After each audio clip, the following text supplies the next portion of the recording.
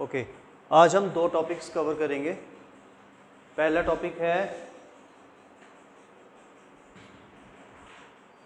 Topic है constitutional development.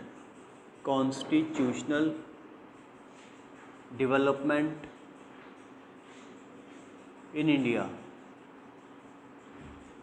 But ये topic हम बड़ा ब्रीफ में करेंगे बिकॉज मेन टॉपिक ये पॉलिटी का है, वहाँ पे आपने पढ़ा होगा, ठीक है। तो हम इसको ब्रीफ में करेंगे क्योंकि हिस्ट्री में थोड़ा सा हमने इसको टच करना है, ठीक है, ब्रीफ में करना है। हम कुछ एक्ट्स को करेंगे, रेगुलेटिंग एक्ट वगैरह, जिसके अंदर हम सारे पॉइंट्स नहीं करेंगे, दो दो तीन तीन पॉइंट्स ही करेंगे, ठीक है, जो इम्पोर्टेंट है, जो हिस्ट्री में आ सकते हैं, ठीक है। ये टॉपिक करने के बाद हम अपना दूसरा टॉपिक करेंगे आज, वो है राइज ऑफ इंडियन नेशनलिज्म, ठीक है। ये दो टॉपिक आज हमने कंप्लीट करने ही करने हैं, ठीक है। तो मैं समझा के उसके बाद लिखवाऊंगा भी साथ साथ, ठीक है।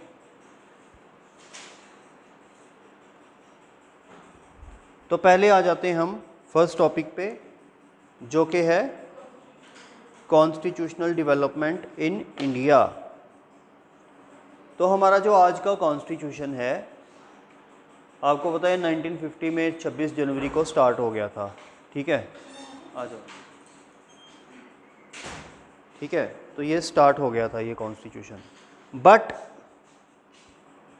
अब आपको पता है कि हमारा कॉन्स्टिट्यूशन बी आर अम्बेडकर ने बनाया था, बड़ी सारी कमेटीज़ थी, उसमें कॉन्स्टिट्यूएंट असेंबली के अंदर कमेटीज़ थी, है ना। तो वो कमेटीज़ में से एक कमेटी थी ड्राफ्टिंग कमेटी, जिसने कॉन्स्टिट्यूशन लिखा था। बड़ी सारी कमेटीज़ थी, जिसमें से एक कमेटी थी ड्राफ्टिंग कमेटी, जिसने कॉन्स्टिट्यूशन लिखा था। उस ड्राफ्टिंग कमेटी का चेयरमैन बी आर अम्बेडकर था, ठीक है। बट जो कॉन्स्टिट्यूएंट असेंबली थी, उसका प्रेसिडेंट डॉक्टर राजेंद्र प्रसाद था। ये प्री में क्वेश्चन आ सकता है, याद रखना। मैं दोबारा से समझाता हूँ। जब हमारा कॉन्स्टिट्यूशन हमने लिखने के लिए स्टार्ट किया, तो हमारी जो पार्लियामेंट थी, उसको तो अब हम पार्लियामेंट नहीं कहते थे, क्योंकि अभी हमारा कॉन्स्टिट्यूशन बना नहीं था, इसलिए हम उसको पार्लियामेंट बोल नहीं सकते थे। तो हमने उसको नाम दिया था कॉन्स्टिट्यूएंट असेंबली, ठीक है। यानी कि कॉन्स्टिट्यूएंट असेंबली, कॉन्स्टिट्यूएंट यानी कि कॉन्स्टिट्यूशन बनाने वाली असेंबली थी वो लोगों की। वो लोग जो कि हम ही ने ही चुने हुए थे, ऑल्दो वो इनडायरेक्ट चुने हुए थे। जो कॉन्स्टिट्यूएंट असेंबली में लोग थे ना, वो सारे इनडायरेक्टली इलेक्टेड थे, डायरेक्टली इलेक्टेड नहीं थे। अब जब कॉन्स्टिट्यूशन बना, हमें आज़ादी मिल गई 47 में, इंडिपेंडेंस मिल गई। अब हमारे सबसे पहले काम क्या करना था? कॉन्स्टिट्यूशन बनाना था खुद का। कॉन्स्टिट्यूशन बनाने के लिए हमने कॉन्स्टिट्यूएंट असेंबली को ये काम दिया, क्योंकि इलेक्टेड लोग ही ये काम कर सकते हैं, पॉलिटिकल लोग। वो लोग इनडायरेक्टली इलेक्टेड थे, ठीक है। तो जब भी कोई काम करना होता है बहुत बड़ा, तो हम क्या करते हैं? उसको डिवाइड करते हैं। जैसे अगर पुलिस इन्वेस्टिगेशन करती है, तो आप देखते होंगे कि बड़ी सारी टीम्स बनाई जाती है। आप जयपुर जाओ, आप दिल्ली जाओ, आप बॉम्बे जाओ, बंदे को ढूंढने के लिए टीम्स बनाई जाती है ना। सिमिलरली जब हमने कॉन्स्टिट्यूशन बनाना था, तो हमने टीम्स बनाई, ठीक है ना। उन टीम्स का हमने नाम रखा कमेटीज़, ठीक है। तो कमेटीज़ में से एक कमेटी थी ड्राफ्टिंग कमेटी, जो ड्राफ्ट कर रही थी कॉन्स्टिट्यूशन को, ठीक है। बाकी सारी टीम्स हेल्प कर रही थी उस ड्राफ्टिंग कमेटी को। तो उस ड्राफ्टिंग कमेटी का चेयरमैन जो था, वो बी आर अम्बेडकर था। बट पूरी कॉन्स्टिट्यूएंट असेंबली का जो प्रेसिडेंट था, वो डॉक्टर राजेंद्र प्रसाद था, ठीक है। लेकिन कॉन्स्टिट्यूशन हमारा 1-2 साल में नहीं बना। हम तो कह रहे हैं ना कि अभी 1-2 साल में कॉन्स्टिट्यूशन असेंबली ने कॉन्स्टिट्यूशन बना दिया है ना। बट हमारा कॉन्स्टिट्यूशन, एक एक्ट है हमारे गवर्नमेंट ऑफ इंडिया एक्ट 1935, हमारा कॉन्स्टिट्यूशन उस एक्ट में से काफ़ी ज़्यादा है। पूरी गवर्नमेंट का स्ट्रक्चर वहाँ से ही हमने लिया है। IAS IPS कैसे काम करती हैं, वहीं से हमने लिया है।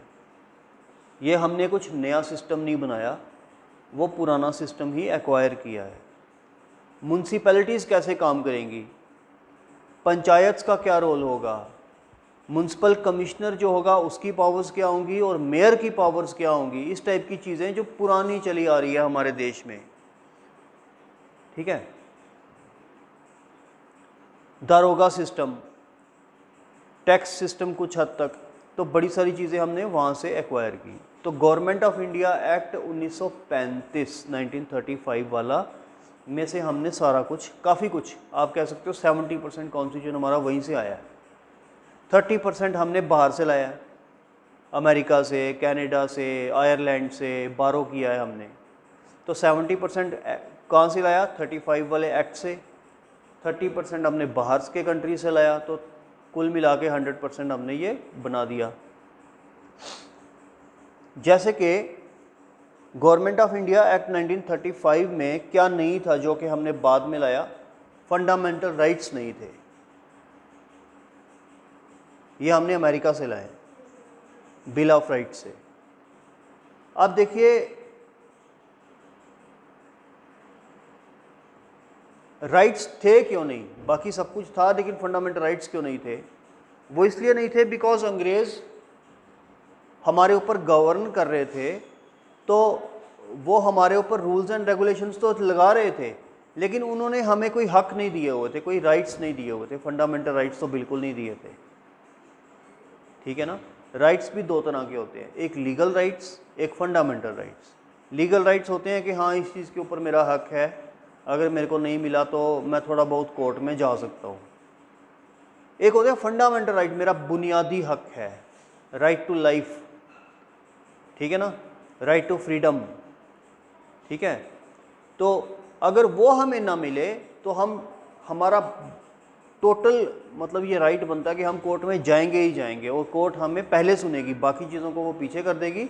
लेकिन इवन कि हम डायरेक्ट सुप्रीम कोर्ट में भी जा सकते हैं उसके लिए, ये नहीं कि हम डिस्ट्रिक्ट कोर्ट में जाएंगे, नहीं, हम डायरेक्ट हाई कोर्ट में भी जा सकते हैं, ज़्यादातर लोग हाई कोर्ट में जाते हैं। और लेकिन हम डायरेक्ट सुप्रीम कोर्ट में भी जा सकते हैं, क्योंकि सुप्रीम कोर्ट खुद कहती है कि हालांकि फंडामेंटल राइट्स हम भी आपको दे सकते हैं, बट हम आपको ये एडवाइस करते हैं कि आप पहले हाई कोर्ट में जाओ। तो हम हाई कोर्ट में अकॉर्डिंग टू आर्टिकल 226 भी जा सकते हैं, या आर्टिकल 13 के हिसाब से हम सुप्रीम कोर्ट में भी जा सकते हैं, ठीक है, लेकिन जा सकते हैं। लेकिन अगर हमारा कोई लीगल राइट इन्फ्रिंज हो जाए, जैसे right to property, right to property पहले एक फंडामेंटल राइट था, ठीक है, बाद में ये राइट टू प्रॉपर्टी जो था ये लीगल राइट बन गया। मोटा मोटा आप ये समझ लो कि फंडामेंटल राइट और लीगल राइट में क्या डिफरेंस है। फंडामेंटल राइट होते हैं कि जो आपको मिलने ही मिलने हैं, वो आपसे कोई छीन नहीं सकता, ठीक है। अगर आप ना चाहो तो आप किसी को वो दोगे नहीं, लेकिन लीगल राइट आपसे थोड़ा बहुत कोई छीन सकता है। एक एग्जांपल देता हूँ, राइट टू प्रॉपर्टी पहले फंडामेंटल राइट था, तो हमने लीगल राइट क्यों बनाया। बेसिकली क्या था कि अगर आपके पास प्रॉपर्टी है तो आपके ऊपर उसका फंडामेंटल राइट था, ये पहले होता था। तो गवर्नमेंट ने देखा कि हमें जब लैंड की रिक्वायरमेंट होती है, जैसे हम रोड बना रहे हैं या रेलवे लाइन बिछा रहे हैं, अब किसी प्राइवेट बंदे की लैंड आ गई बीच में, उसके ऊपर फंडामेंटल राइट है, वो दे नहीं रहा, सारे गांव ने दे दी, वो नहीं दे रहा, एक बंदा अड़ गया, कहता मैं तो सुप्रीम कोर्ट जाऊंगा, मैंने देनी नहीं, चाहे मेरे को पूरे देश की दौलत दे दो, पूरा देश का गोल्ड दे दो, मैं नहीं दूंगा अपनी लैंड, मैं सुप्रीम कोर्ट में जाऊंगा, मेरा फंडामेंटल राइट है। तो आप गवर्नमेंट क्या करेगी, क्या अगर रेलवे लाइन बिछा रही है तो वो वहाँ से रेलवे लाइन नहीं बिछाएगी, वो कहीं और बिछाएगी, नहीं ना। ऐसे तो गवर्नमेंट का पूरा बजट खराब हो जाएगा, है ना। और सपोज करो वहाँ और कोई रेलवे लाइन बिछाने की जगह भी आसपास कोई नहीं है, फिर क्या करेगी, रेलवे लाइन नहीं बिछाएगी, वहाँ से ट्रेन नहीं जा सकती। या अगर रोड की बात करें तो वो नहीं हो सकता। तो इसलिए गवर्नमेंट को लैंड एक्वायर करने में दिक्कत आने लगी, ठीक है। फिर हमारी गवर्नमेंट ने ये देखा कि बाहर के देशों में क्या है, तो हमने देखा कि अमेरिका जैसे देश में भी right to property fundamental right नहीं है, वहाँ पे भी एक लीगल राइट है, तो हमने भी इसको लीगल राइट कर दिया, ठीक है। इसलिए ये लीगल राइट बन गया बाद में। आज की डेट में सिचुएशन ये है कि फंडामेंटल राइट टू प्रॉपर्टी जो है ये एक लीगल राइट रह चुका है, ये फंडामेंटल राइट नहीं है। ठीक है, अगर गवर्नमेंट को लैंड चाहिए तो गवर्नमेंट आपको कंपनसेशन देती है, मुआवजा देती है, आप मुआवजा लेते हो और आप जगह दे देते हो। लेकिन आप मुआवजा लेने से मना नहीं कर सकते, कंपनसेशन लेने से मना नहीं कर सकते, आपको वो लेना पड़ेगा। हाँ, बारगेन कर सकते हो कि नहीं भाई कम है, मेरे को और ज़्यादा चाहिए, फिर गवर्नमेंट आपको और ज़्यादा दे देगी। लेकिन आप ये नहीं कह सकते कि मैंने लेना ही नहीं, मैंने जगह छोड़नी ही नहीं है, वो आप नहीं कर सकते। समझ गए ना? ठीक है ना, पॉइंट क्लियर। अब हम जेके की बात करें, जेएंडके की, तो 370 थी जब यहाँ पर, तो राइट टू प्रॉपर्टी एक फंडामेंटल राइट था। लेकिन जब 370 टूट गई, मतलब 370 के टूटने से पहले जेएंडके में right to property was a fundamental right, but पूरे देश में नहीं था, वहाँ पे लीगल बन गया था। यहाँ पे अभी भी था, लेकिन जब 370 टूटी तो यहाँ पर भी अब लीगल है। अब पूरे देश में क्या सिचुएशन है? पूरे देश में राइट टू प्रॉपर्टी एक लीगल राइट है। लेकिन फिर आप कहोगे कि हमने कहीं पे पढ़ा कि कहीं पे हिली एरियाज़ हैं नॉर्थ ईस्ट में वगैरह वगैरह, वहाँ पर तो उनके स्पेशल राइट्स हैं लैंड के। वो क्यों हैं? वो इसलिए हैं, वहाँ पे फंडामेंटल राइट नहीं है। पहली बात ये जान लो, वो फंडामेंटल राइट वहाँ पे भी नहीं है, कश्मीर में भी नहीं है, वहाँ पे भी नहीं है। लेकिन स्पेशल राइट्स ज़रूर हैं। स्पेशल राइट्स वहाँ पे इसलिए हैं क्योंकि हमारे देश में हमने जैसे ट्राइबल्स को कुछ स्पेशल राइट्स दिए हुए हैं। क्यों दिए हुए हैं? देखो, जो चीज़ कीमती होती है ना, वैल्यूएबल होती है, और जिस गवर्नमेंट को लगता है कि ये चीज़ ख़त्म हो सकती है, उसको गवर्नमेंट प्रिजर्व करके रखती है। जैसे कि वाइल्ड एनिमल्स, टाइगर, आप टाइगर को मारोगे ना तो आपको गवर्नमेंट छोड़ेगी नहीं, एलिफेंट को मारोगे ना आपको नहीं छोड़ेगी। सिमिलरली अगर आप ट्राइबल को मारोगे ना तो तब भी आपको गवर्नमेंट नहीं छोड़ेगी, क्योंकि ट्राइबल्स ख़त्म नहीं होने चाहिए। वो हमारे देश की एक, आप कह सकते हो कि पहचान है, अपनी जगह की पहचान है। ठीक है ना? इसलिए हमने उनको स्पेशल राइट्स दे के रखे हुए हैं ट्राइबल्स को। ठीक है, ट्राइबल्स अपनी लैंड से जुड़े हुए होते हैं काफ़ी ज़्यादा, उनको लैंड से काफ़ी प्यार होता है, जो भी ट्राइब हो, इसलिए उनको हमने कुछ स्पेशल राइट्स दिए। अब रही बात हिली एरियाज़ की, तो हिली एरियाज़ चाहे वो नॉर्थ ईस्ट हो, तो यहाँ पर उनको कुछ स्पेशल राइट्स इसलिए देकर रखे हुए हैं क्योंकि यहाँ पर क्या है कि कॉरपोरेट जो होते हैं ना बाहर के, रिलायंस वगैरह, ये आके ज़मीनें अगर इनकी ख़रीद लेंगे तो ये बेचारे फिर कहाँ जाएंगे, है ना? अगर कॉरपोरेटाइजेशन हो जाएगा, अदानी आ जाएगा, ये सारे लोग आके पूरा हिल ख़रीद लेंगे, वहाँ पे रिजॉर्ट बना देंगे। एक तो वहाँ पे पोल्यूशन होगा, ठीक है, दूसरा वहाँ पे क्या होगा, ग्रीनरी नहीं रहेगी। ठीक है, और टूरिस्ट आएंगे तो फिर वहाँ पे वो कुछ जैसे पैकेट्स वगैरह फेंकेंगे तो वहाँ पे इन्वायरमेंट का डिग्रेडेशन होगा। ठीक है, तो तभी लोकल लोगों को, वहाँ के लोकल लोगों को गवर्नमेंट जो है वहाँ पे थोड़ा सा वो देती है, क्या बोलते हैं, थोड़ा सा प्रिविलेज देती है अपनी लैंड को लेकर। ठीक है, ये तो थी, हम बात कर रहे थे प्रॉपर्टी वाली बात की, लेकिन हमारा टॉपिक जो है वो आज दूसरा है। वो है कि हमारा कॉन्स्टिट्यूशन जो बना तो 35 वाले एक्ट से ज़्यादातर आया, बाकी हमने बाहर की कंट्री से बारो किया। लेकिन 35 वाला एक्ट कहाँ से आया? जिस एक्ट से 70% कॉन्स्टिट्यूशन हमारा बना है, वो एक्ट खुद कहाँ से आया? Government of India act 1935। वो एक्ट, उसके पहले जितने एक्ट बने थे उनका सम एंड सब्सटेंस है। तो उसके पहले बहुत सारे एक्ट्स बने थे, जैसे 1935 से पहले 1919 में एक्ट बना था जिसको मोंटेगो चैम्सफोर्ड रिफॉर्म्स बोलते थे। 1919 मोंटफोर्ड रिफॉर्म्स भी कहा जाता है उसको। उसके पहले 1909 में मोरले मिंटो रिफॉर्म्स आए थे। ठीक है, उसके पहले अगर आप उसके पहले चले तो बहुत सारे आए थे, लेकिन जो स्टार्टिंग थी वो हुआ था रेगुलेटिंग एक्ट 1773, यहाँ से स्टार्टिंग हुई थी। तो यही आज हमारा टॉपिक है। तो आप लिखिए रेगुलेटिंग पहले टॉपिक लिख दीजिए कॉन्स्टिट्यूशन डेवलपमेंट इन इंडिया। मैंने पहले ही कहा ये हम ब्रीफ में करने वाले हैं, डिटेल में नहीं करेंगे क्योंकि हिस्ट्री का टॉपिक है, ये पॉलिटी का नहीं है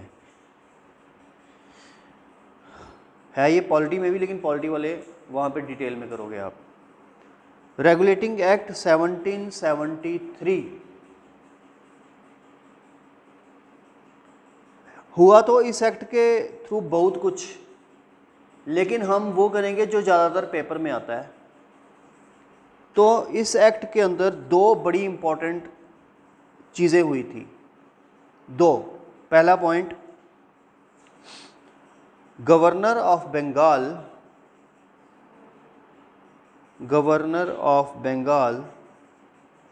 was made Governor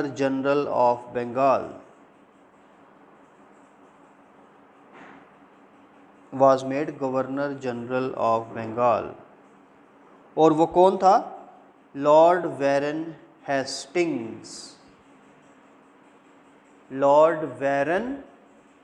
HASTINGS।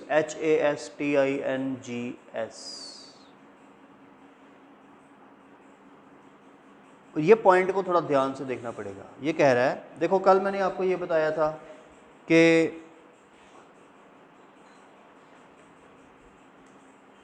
दो तरह के हमारे पास जगह थी, एक थे ब्रिटिश प्रोविंसेस, ठीक है, और दूसरी थी प्रिंसली स्टेट्स इंडिया के अंदर। प्रिंसली स्टेट्स का तो एक एक रूलर था, उसको तो छोड़ दो, लेकिन प्रोविंसेस में क्या था? प्रोविंसेस थे कौन कौन से? बॉम्बे, मद्रास, ठीक है, अपना बंगाल, इस तरह के प्रोविंसेस, ठीक है। हमने क्या किया, गवर्नमेंट ने क्या किया, सबकी स्टेट, सारी जितनी भी प्रोविंसेस थी, सबका एक एक गवर्नर अपॉइंट कर दिया। लेकिन क्योंकि ये बंगाल में ज़्यादा आए थे, पहले आए ही बंगाल में थे अंग्रेज़, और वहाँ से काम करते थे, कैपिटल भी इनकी पहले कलकत्ता थी, तो इसलिए इन्होंने जो बंगाल वाला गवर्नर था उसका टाइटल ही चेंज कर दिया, उसको दे दिया टाइटल गवर्नर जनरल। लेकिन जो बाकी की जो प्रोविंसेस थे, बॉम्बे और मद्रास, वो भी उतने ही बड़े प्रोविंसेस थे, लेकिन उनके गवर्नर का टाइटल चेंज नहीं किया, वो गवर्नर ही रहने दिया। तो एक तरह से इन्होंने बंगाल के गवर्नर को सुपीरियर बना दिया इन दोनों से, ठीक है ना। ये दोनों इन्फीरियर हो गए, ये वाला सुपीरियर हो गया। तो ये कौन से एक्ट ने किया ऐसा, जो है वो क्वेश्चन आता है, वो किया रेगुलेटिंग एक्ट 1773 ने। ये क्वेश्चन बहुत आता है पेपर में। Point number 2, it established supreme court at Calcutta. It established supreme court at Calcutta, ठीक है। तो ऐसे तो इस एक्ट में और भी चीज़ें हैं, लेकिन ये दो ऐसी चीज़ें हैं, दो ऐसे पॉइंट हैं जिनके ऊपर क्वेश्चन बहुत आते हैं। तो अगर प्री में क्वेश्चन आए कि रेगुलेटिंग एक्ट में इन दोनों में से मतलब मिक्स करके डालेगा वो, तो आपने ये दो याद रखिए, ये दो इसी एक्ट में हुई थी। अब नेक्स्ट एक्ट के ऊपर आ जाओ, charter act of 1833। Charter act of 1833।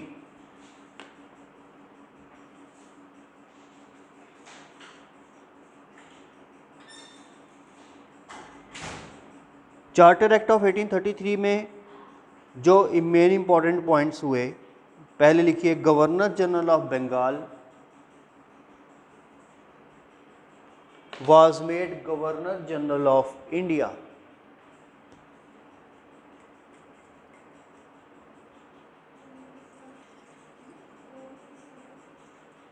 Governor General of Bengal was made Governor General of India।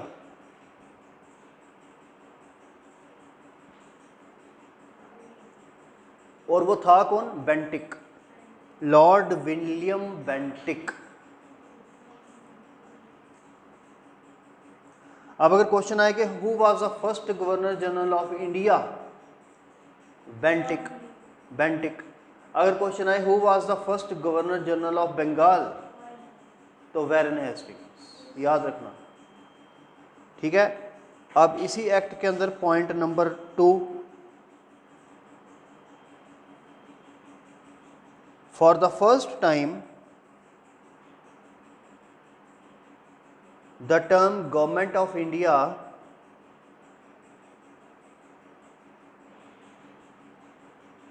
for the first time the term government of India was used। तो पहली बार गवर्नमेंट ऑफ इंडिया की term का use किया गया, कौन से act ने किया? चार्टर एक्ट ऑफ 1833 में। Point number 3, it ended the activities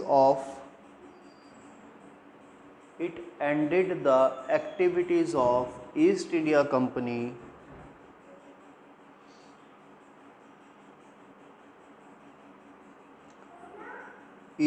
company as a commercial body।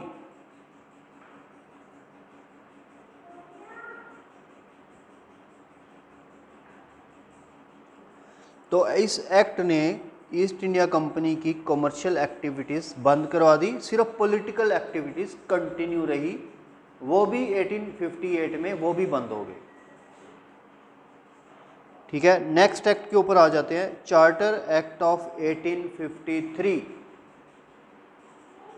Charter act of 1853 20 सालों के बाद आया ये चार्टर एक्ट ऑफ 1853, जिसके अंदर आप लिखिए open competition for civil services was started।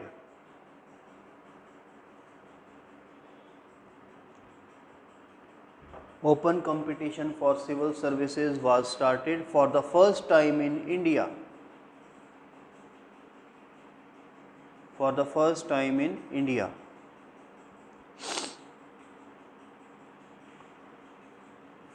अब हम नेक्स्ट देखो, ये पहली बार थी कि ओपन कंपटीशन स्टार्ट हो गया था इस एक्ट से। ठीक है, अब next act, government of India act 1858।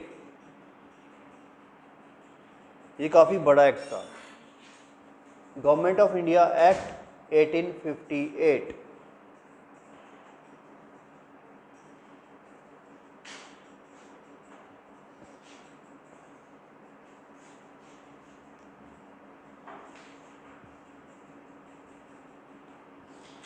Government of India act 1858। तो सबसे पहला point, east India company rule, east India company rule was replaced by crown rule। replaced by crown, CROWN, crown rule। Crown मतलब British crown, British crown का मतलब British government. Point number 2, secretary of state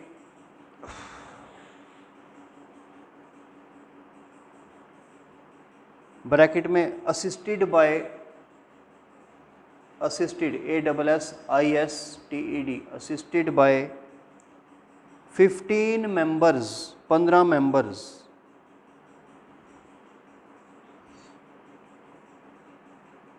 bracket close, was started in India, started for India।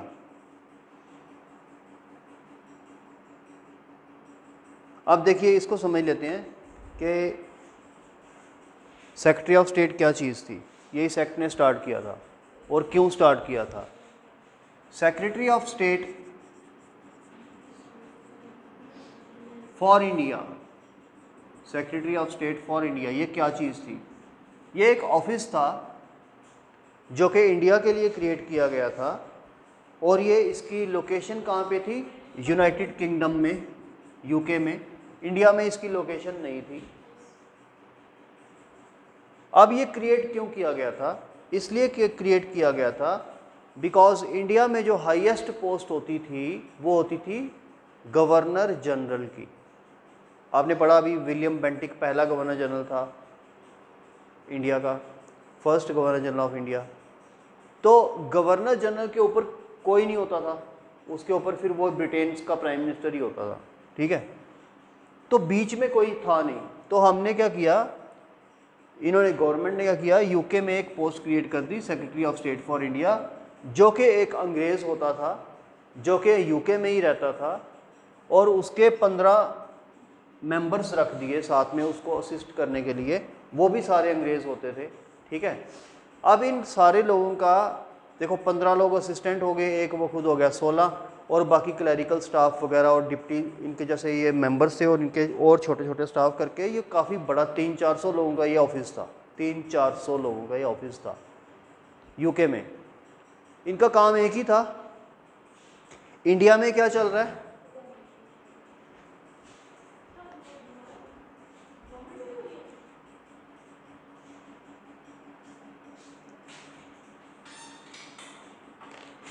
इनका काम एक ही था कि India में क्या चल रहा है, इंडिया में क्या चल रहा है उसके ऊपर सुपरविजन रखना, ठीक है।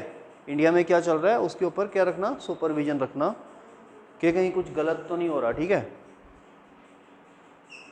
ये हाँ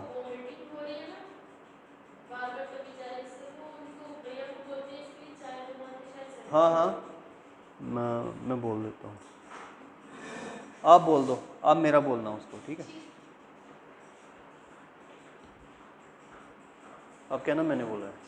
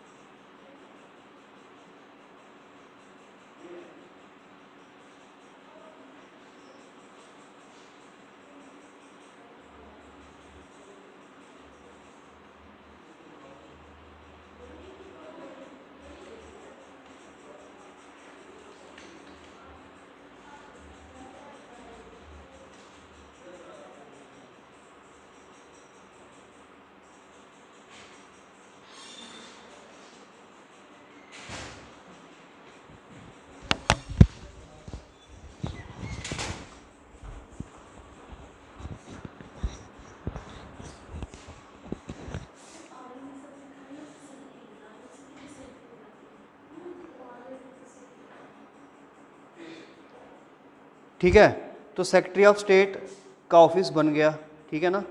और एक और काम इन्होंने किया, नेक्स्ट पॉइंट वही है कि इंडिया की जो गवर्नर जनरल की पोस्ट थी उसका टाइटल इन्होंने चेंज करके वाइस रॉय रख दिया, ठीक है। तो नेक्स्ट पॉइंट लिखो, vice Roy, vice Roy.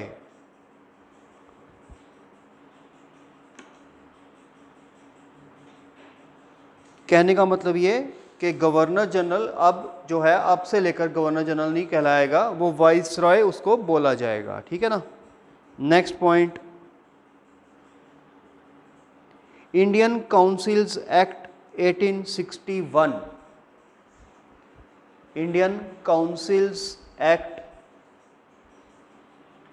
1861,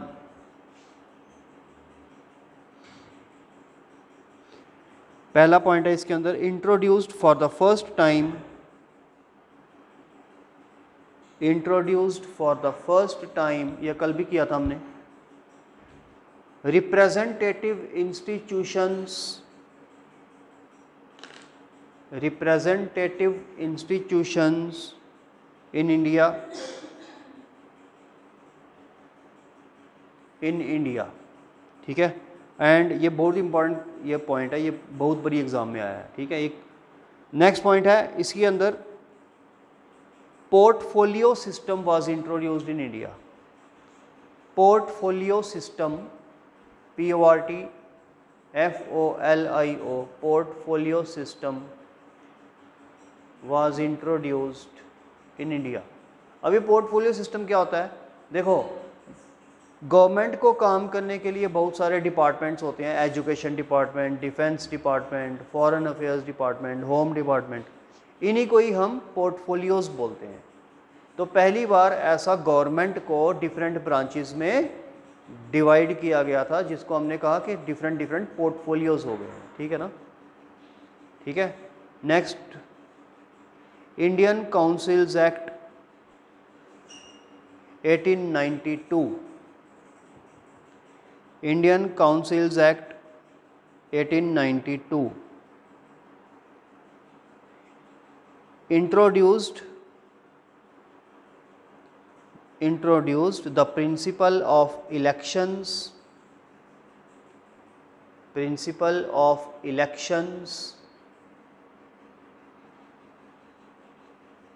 bracket में करो इनडायरेक्ट ब्रैकेट क्लोज। तो इस एक्ट ने पहली बार नाम लिया इलेक्शन वर्ड का, लेकिन ये वाले इलेक्शन डायरेक्ट नहीं थे जैसे आजकल होते हैं, ये इनडायरेक्ट थे। इसके बाद डायरेक्ट होने भी स्टार्ट हो गए। मोरलेमेंटरी फॉर्म्स आए 1909 में, उसमें डायरेक्ट भी स्टार्ट हो गए। ठीक है। अब ये है, यहाँ तक मैं आपको कराऊंगा। ये इंपॉर्टेंट पॉइंट्स है जो हिस्ट्री के हिसाब से आपको एग्ज़ाम में पूछ सकता है। बहुत इंपॉर्टेंट पॉइंट्स है, ये सारे रट लेना। अब एग्ज़ाम में क्वेश्चन कैसे आ सकता है? ऐसे आएगा जैसे वो पूछेगा, which act introduced open competition for civil services in India. ठीक है ना? तो इसका आंसर है 1853 वाला एक्ट। जैसे क्वेश्चन आ सकता है, विच act introduced for the first time the term government of India. ठीक है ना? बिल्कुल 1833। ठीक है। फिर आपको पूछ सकता है, which act established supreme court at Calcutta. ठीक है ना? फिर आपको ये ऐसे आपको क्वेश्चन जो है वो आएंगे। ठीक है।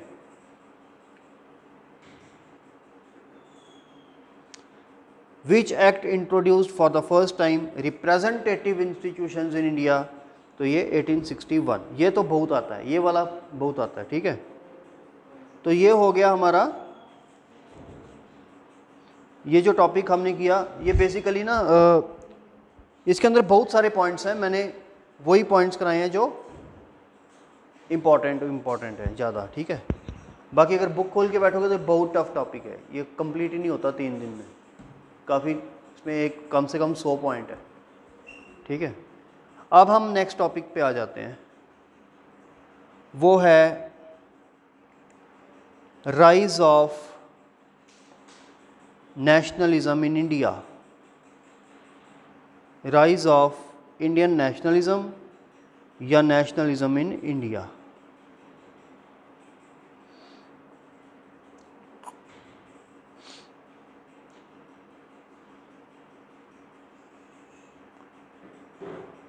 तो देखो, अंग्रेज़ों के आने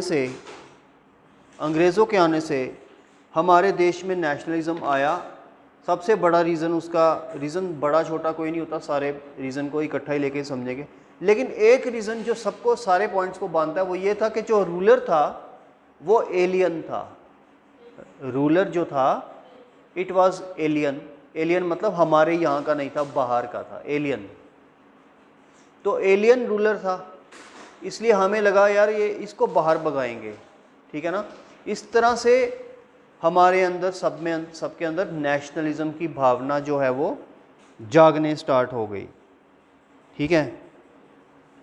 अगर आप बाकी पास्ट के ऊपर देखें तो रेशियलिज़म, जैसे हमने देखा रेशियलिज़म काफ़ी ज़्यादा होता था हमारे ऊपर। हमें मतलब डॉग एंड दिस करके, पिग्स एंड डॉग्स करके बुलाया जाता था, ये भी रीज़न भी था। हमारी इकोनॉमिक एक्सप्लॉयटेशन हो रही थी, सोने की चिड़िया थे हम और वो गरीब होते जा रहे थे। हमारी हैंडीक्राफ्ट इंडस्ट्री को इन्होंने ख़त्म करके बाहर से मैन्युफैक्चर्ड गुड्स लाना स्टार्ट कर दिया था। ठीक है, ये एक इन्होंने काम ये किया था। इंडिया में ना एक इंडिया में सॉरी एक ना वो इंडिगो होती थी।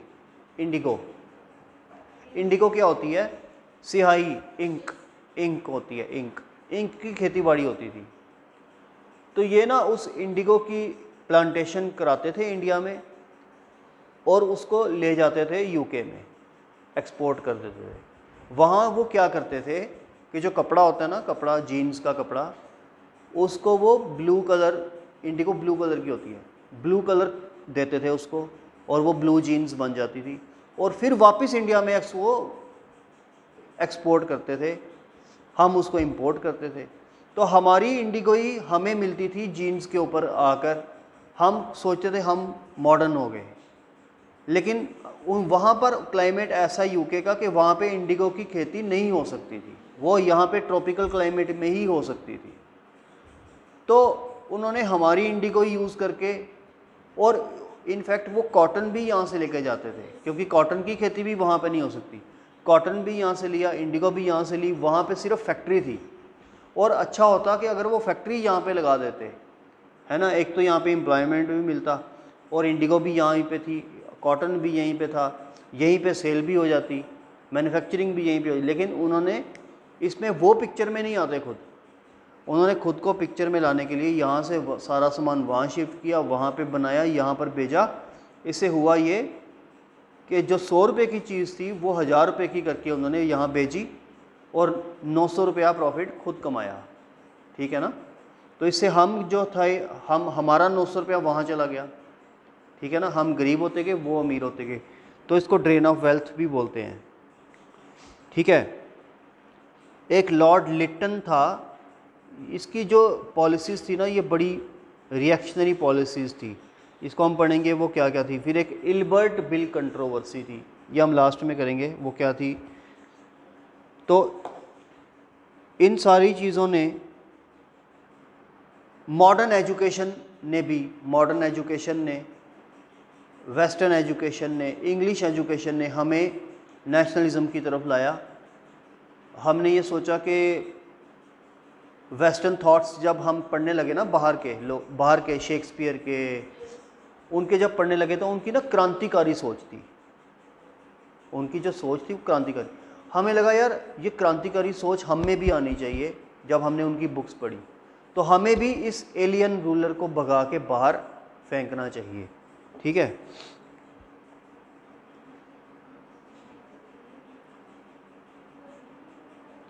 और ऊपर से हमारे जो प्रीचर्स जो सिखाते हैं चीज़ें, वो हमें हमारे पास्ट के बारे में सिखाने लगे कि हमारा पास्ट कितना रिच है, हमारे ऋग्वेदास हैं, ठीक है, हमारे रिलीजन के अंदर ये है वो है। तो हमें बाहर की तरफ देखना ही नहीं चाहिए, हमें खुद के ऊपर खुद रूल करना चाहिए। ठीक है ना, तो ये सारे पॉइंट्स हम करेंगे। आप इसमें आप लिखिए राइज ऑफ इंडियन नेशनलिज्म में आप लिखिए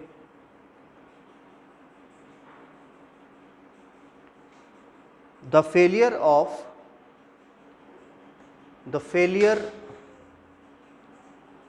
of the outbreak of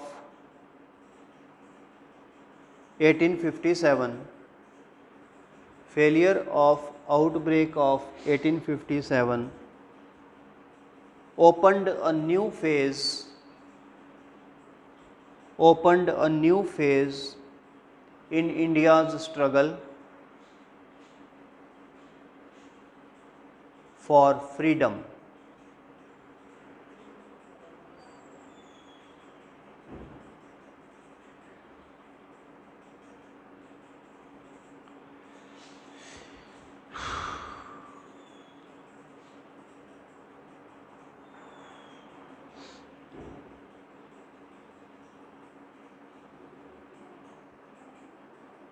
The second half of the 19th century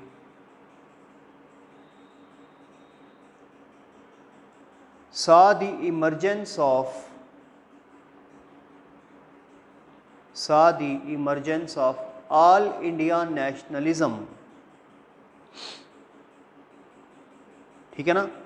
second half of 19th century यानी कि 1850 के बाद, 19th सेंचुरी यानी 1850 वाली जो थी, 1850 के बाद इसमें हमारा नेशनलिज्म जागना स्टार्ट हुआ था, ठीक है।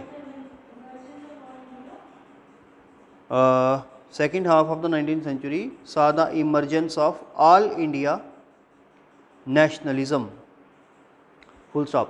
The Indian National Congress, Indian National Congress, founded in December 1885, December 1885 became the forum, FORUM, for organized expression,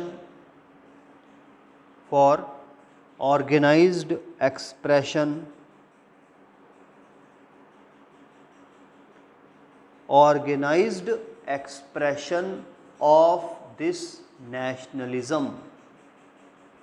यानी कि हमारे में नेशनलिज्म तो रिवॉल्ट के बाद ही जाग गया था, क्योंकि जब रिवॉल्ट हुआ तो अब हमें ये आ गया कि हम अंग्रेज़ों से लड़ सकते हैं। और रिवॉल्ट के बाद भी कुछ छोटे मोटे वायलेंट रिवॉल्ट इधर उधर होते गए। अगर आप पढ़ोगे कहीं पे तो आपको मिलेगा कि और भी रिवॉल्ट छोटी मोटी, जैसे कि मतलब जगह पे पहले भी हमने देखा 57 के पहले संथल राइजिंग, कोल राइजिंग होते रहे थे, है ना। इसके बाद भी छोटी मोटी डिस्टर्बेंस बिहार वगैरह में, जैसे 61 में बिहार में डिस्टर्बेंस हुई वगैरह वगैरह, छोटी मोटी होती रहती थी। तो अल्टीमेटली रिवॉल्ट के बाद हमें ये लगा कि यार हम तो इनसे लड़ सकते हैं, ये तो कोई चीज़ ही नहीं है। पहले हमें लगा डर लगता था इनसे कि नहीं नहीं नहीं नहीं, नहीं ये बहुत ख़तरनाक है, बहुत खतरनाक। लेकिन जब हमने इनसे लड़ा ना, फिर हमें लगा नहीं नहीं इतने भी ख़तरनाक नहीं है, हम इनके ऑलमोस्ट बराबर ही हैं, थोड़े से कम हैं लेकिन बराबर ही हैं, ठीक है ना। तो नेशनलिज्म जागना स्टार्ट हो गया, क्योंकि मैंने ये भी बताया कि ये एलियन रूलर थे, ठीक है ना। और यहाँ पे ये बड़ी इंपॉर्टेंट लाइन लिखी है कि जब कांग्रेस बनी 1885 में उससे हमें एक ऑर्गेनाइज्ड एक्सप्रेशन ऑफ नेशनलिज्म मिला। इसका मतलब ये है कि नेशनलिज्म को कहीं एक्सप्रेस भी तो करना होता है, वो कैसे एक्सप्रेस करेंगे। जब कांग्रेस बन गई तो कांग्रेस पार्टी में लीडरशिप थी, उन लीडर्स ने कॉमन मैन की बात जाके गवर्नमेंट के आगे रखी, यही था वो, ठीक है ना। जब हमारे लीडर हमारी बात गवर्नमेंट के आगे रखते हैं कि ये हमारी डिमांड्स हैं, लोगों की डिमांड्स हैं, ठीक है ना, लोगों की डिमांड्स हैं ये, तो तभी गवर्नमेंट को पता चलता है हमारी डिमांड्स क्या हैं, ठीक है। अब आगे चलते हैं next para.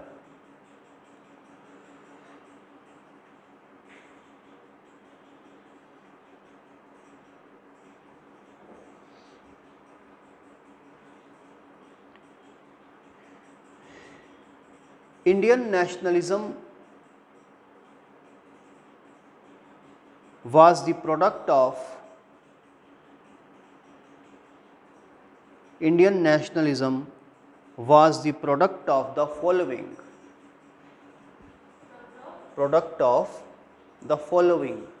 FOLLOWING. Number 1, a worldwide upsurge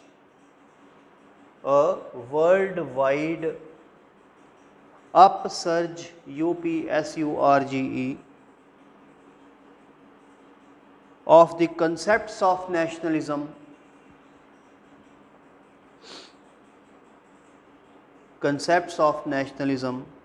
and right of self-determination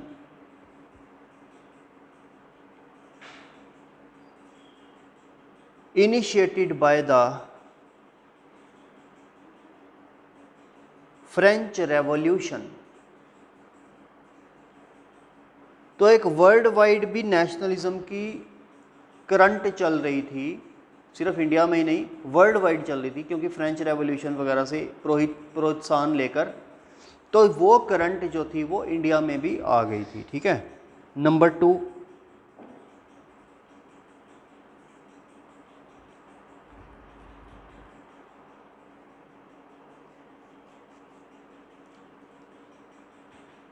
Indian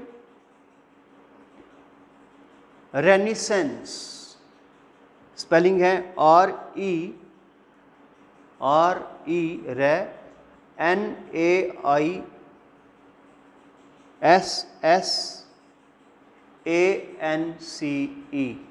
ठीक है, RENAISSANCE।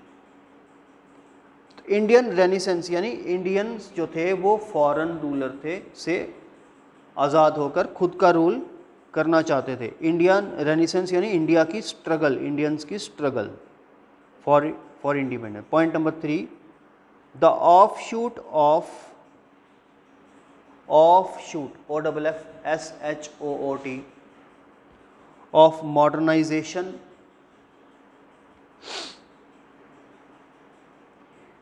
Initiated by British India,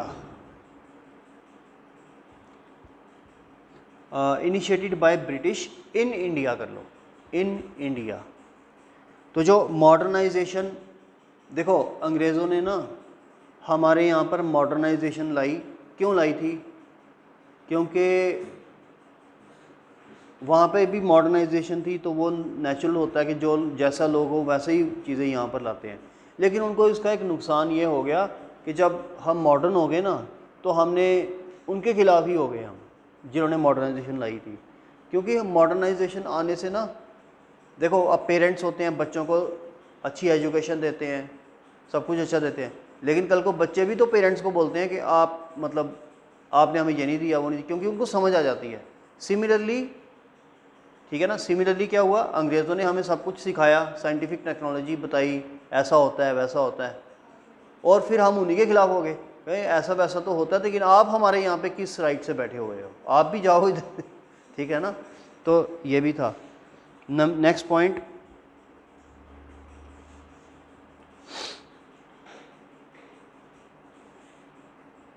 it developed, it मतलब nationalism, nationalism developed in India as a strong reaction to, as a strong reaction to imperial policies, British imperial policies in India, British imperial policies in India। ठीक है, ये वो factors थे जिसकी वजह से nationalism India में आया। लेकिन अब हम थोड़ा सा इनको और भी डिटेल में करेंगे, क्योंकि ये क्वेश्चन मेंस में भी आता है, प्री में भी आता है। तो आप लिखो factors in the rise of nationalism.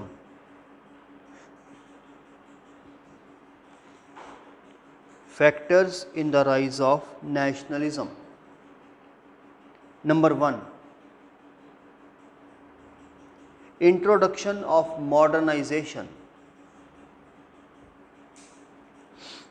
introduction of modernization।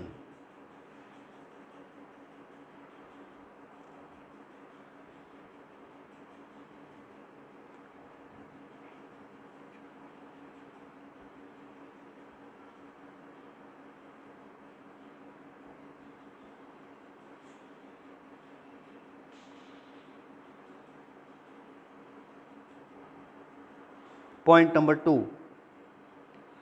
political, administrative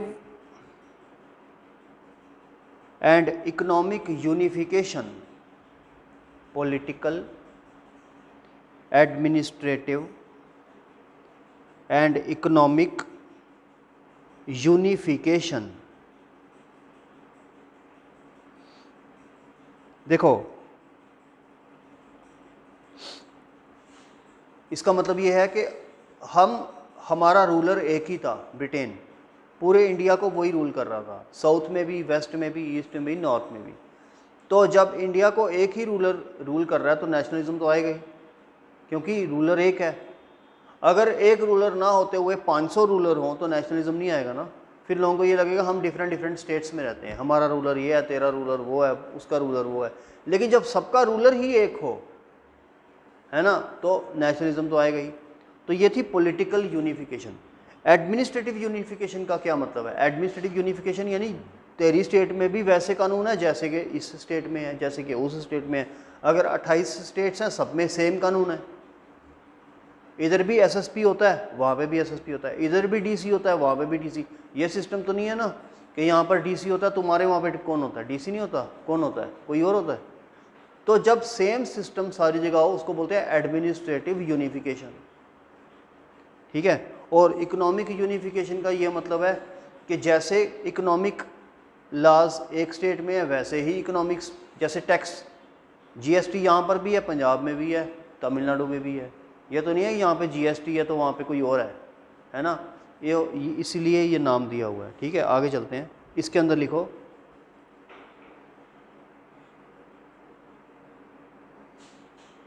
imperial Britain, नहीं, हाँ हाँ हाँ, सेकंड की डिटेल लिखो। Imperial Britain ruled whole of India,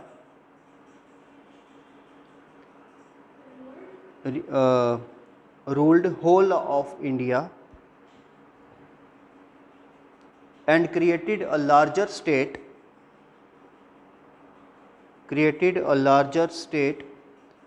than that of the Mauryas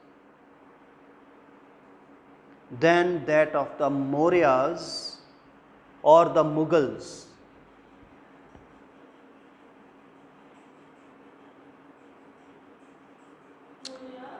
और द मुगल्स, तो मुगल्स से भी बड़ी टेरिटरी इनके पास थी, मौर्य से भी बड़ी टेरिटरी इनके पास थी, ठीक है। आप लगा लो अफगानिस्तान से स्टार्ट कर लो और पूरा साउथ तक। नेक्स्ट पैरा, वाइल जो मैंने कल समझाया वही लिख लेंगे अभी। वाइल इंडियन प्रोविंसेस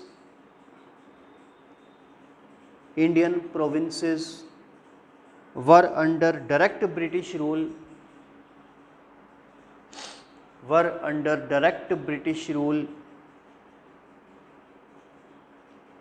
डायरेक्ट को इन्वर्टेड कॉमास में British rule, comma Indian states यानी के princely states, Indian states were under indirect British rule,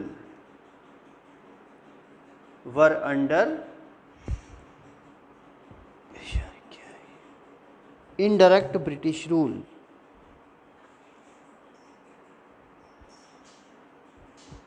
कल समझाया था मैंने ये। आगे चलते हैं,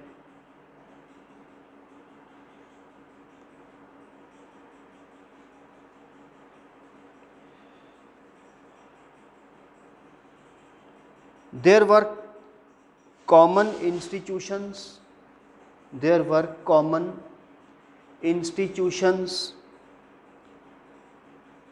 common subjection means सबके ऊपर सेम प्रेशर डालना, SUBJECTION। कॉमन लॉज LAWS, सबके स्टेट सारी जगह पे सेम कानून। Begin to shape India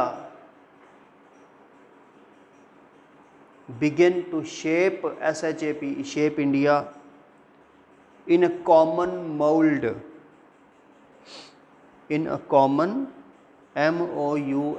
mold। पूरा इंडिया एक ही मोल्ड में बंध गया जब हमारे पास कॉमन लॉज थे, कॉमन इंस्टीट्यूशंस थे और कॉमन सब्जेक्शन थी।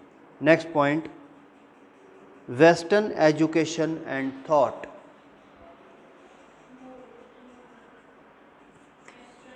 Education and thought,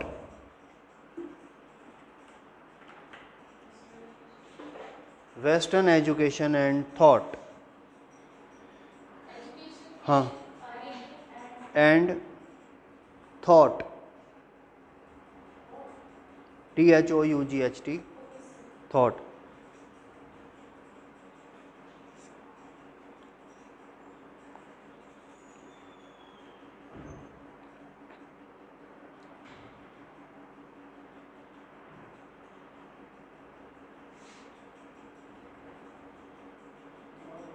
The newly educated Indians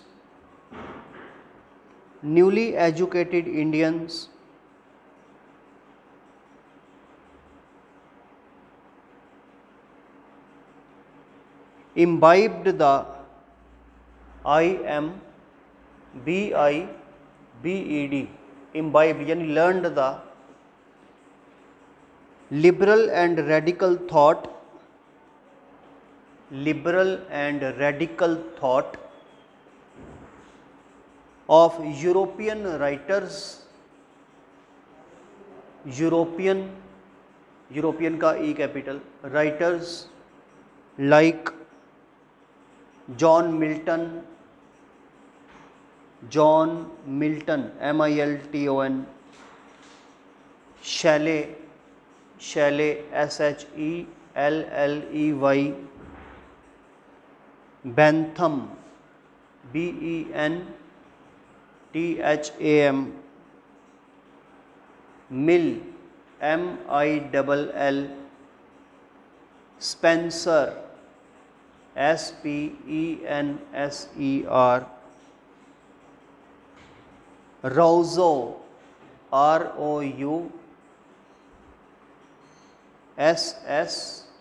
ROUSSEAU, and many more.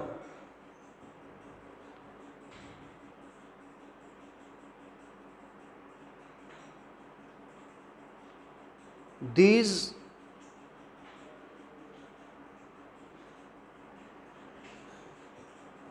ऐसे लिखो ऐसे लिखो, Indians were inspired by their writings,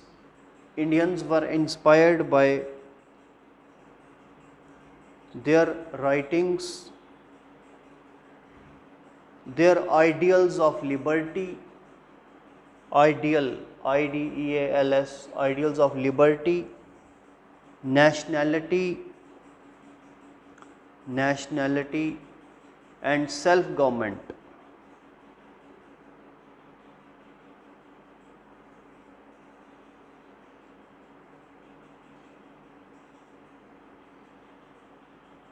Next para, the English language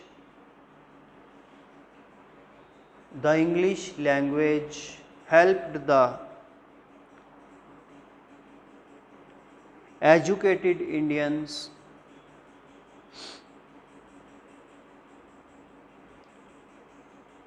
from different parts of the country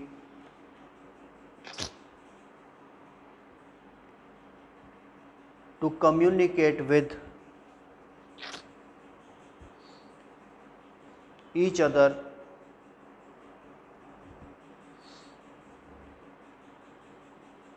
and organize the national movement. क्योंकि उस time language Hindi इतनी ज़्यादा नहीं थी, मतलब अभी हिंदी नेशनल लैंग्वेज जब से बनाई है तो ज़्यादा बोलने लगे लोग, लेकिन जो रीजनल लैंग्वेज थे ना, जैसे कहीं पे तमिल है, कहीं पे मलयालम है, कहीं पे तेलुगु है, कहीं पे पंजाबी है, तो ये लोग आपस में कम्युनिकेट नहीं कर पाते थे। जब इंग्लिश आ गई ना तो थोड़ा बहुत कम्युनिकेशन कर पाते थे। इससे क्या हुआ कि नेशनलिज्म और ज़्यादा बढ़ा।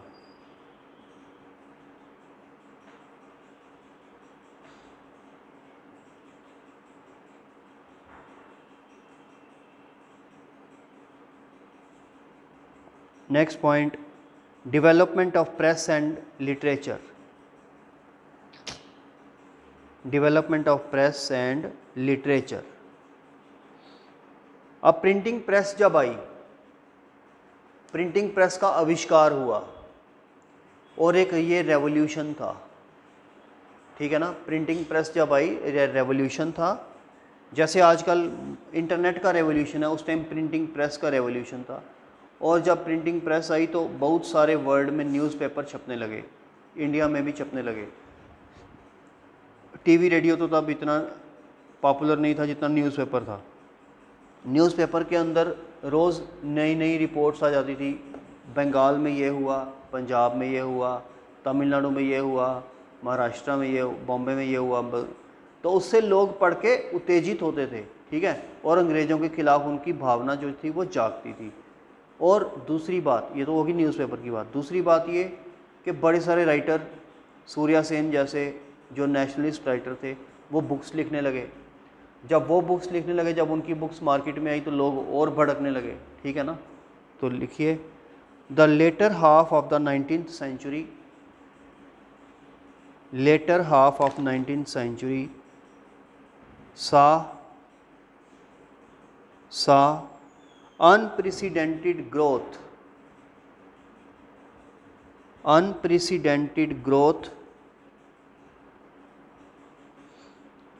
of Indian owned OWNED English and vernacular newspapers. Indian owned OWNED English and vernacular होता है local, VERNACULAR vernacular newspapers, comma, also an offshoot of the British rule, also an offshoot OFFSHOOT of the British rule.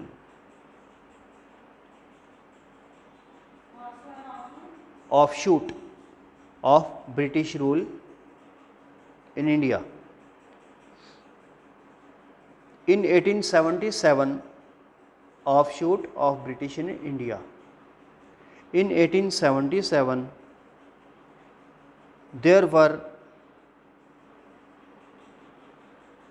about 169 newspapers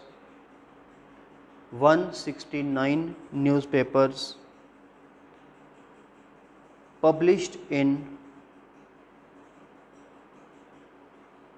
vernacular languages, vernacular यानी local यानी regional languages, ठीक है, vernacular languages,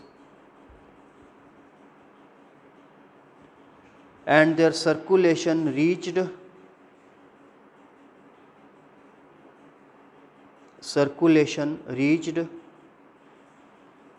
neighborhood of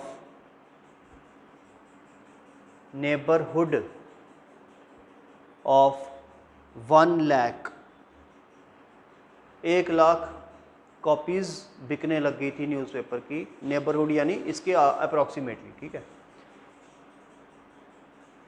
next para, very important para, the Indian press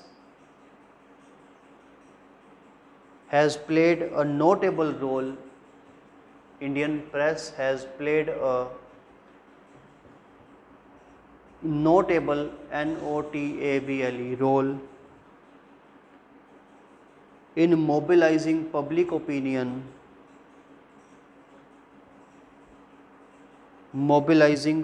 opinion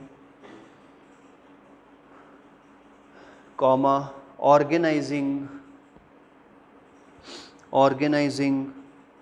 political movements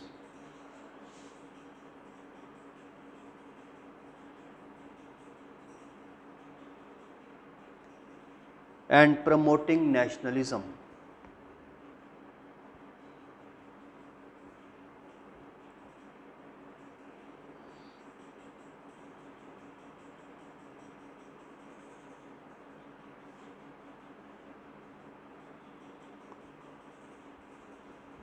The press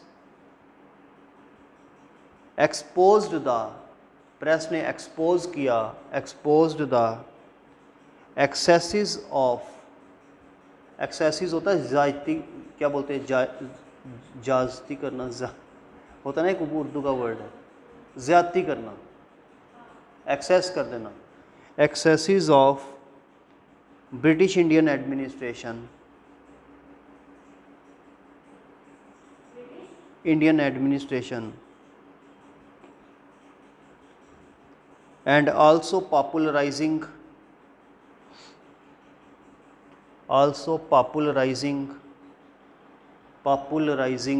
among the people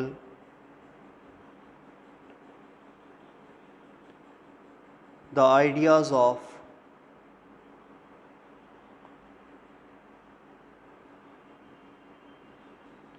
representative government, the ideas of representative government, liberty, democratic institutions,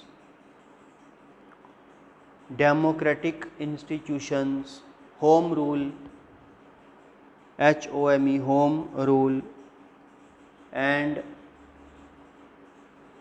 independence. तो press ने ये role play किया, एक तो ये दिखाया कि government हमारे साथ क्या क्या एक्सेसेस कर रही है, दूसरा ये आइडियाज़ जो वेस्ट से आए थे, जैसे रिप्रेजेंटेटिव गवर्नमेंट क्या होती है, डेमोक्रेटिक गवर्नमेंट क्या होती है। हमें तो इन चीज़ों का पता नहीं था कि डेमोक्रेटिक गवर्नमेंट भी कोई होती है, लेकिन इनके वहाँ पर डेमोक्रेटिक गवर्नमेंट थी, वहाँ पे इलेक्शन होते थे, प्राइम मिनिस्टर था, है ना, यहाँ पर नहीं थी। तो हमें पता ही वहीं से चला। लिबर्टी क्या होती है, होम रूल क्या होता है। आयरलैंड में एक मूवमेंट चली होम रूल मूवमेंट, वो यहाँ पर भी चली 1916 में। इंडिपेंडेंस क्या होती है, ये हमें प्रेस से ही पता चला। Next point, rediscovery of India's past. Rediscovery of India's past, Indians को खुद के पास्ट के बारे में सिखाया गया।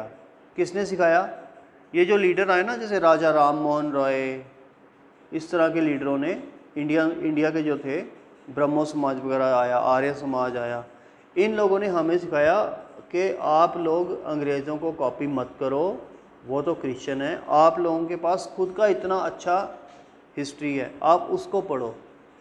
ठीक है ना, आप इसमें लिखिए, और ये ख़ास करके बात ये है कि ये जो हिंदू धर्म के अंदर जो रिसर्च की, वो की भी अंग्रेज़ों ने, और उनके नाम भी मैं अभी लिखाऊंगा। उन्होंने रिसर्च की हमारे बारे में, वो हमारे अंग्रेज़ों को शौक़ होता है ना, वो सारे रिलीजन्स को पढ़ते हैं, तो वो हमारे बारे में पढ़ के हमारी तारीफ़ कर रहे थे। तो हमें हमारे वाले लीडरों ने कहा, वो देखो वो हमारी तारीफ़ कर रहे हैं और हम उनको कॉपी कर रहे हैं। ठीक है ना, वो हमारी तारीफ़ कर रहे हैं रिलीजन की और हम उनको कॉपी कर रहे हैं, तो आप जागो। उन्होंने हमें जगाया। ठीक है, तो हिस्टोरिकल रिसर्चेस कर दो, researches in ancient Indian history by European scholars like Max Muller, European scholars like Max Muller, Muller, Monier, Monier, Monier, Williams,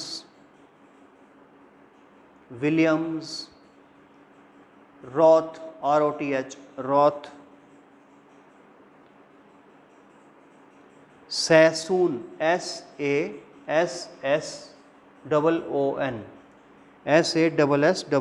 etc.,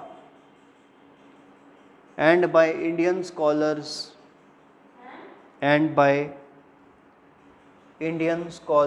like Dr. R.G. Bhandarkar,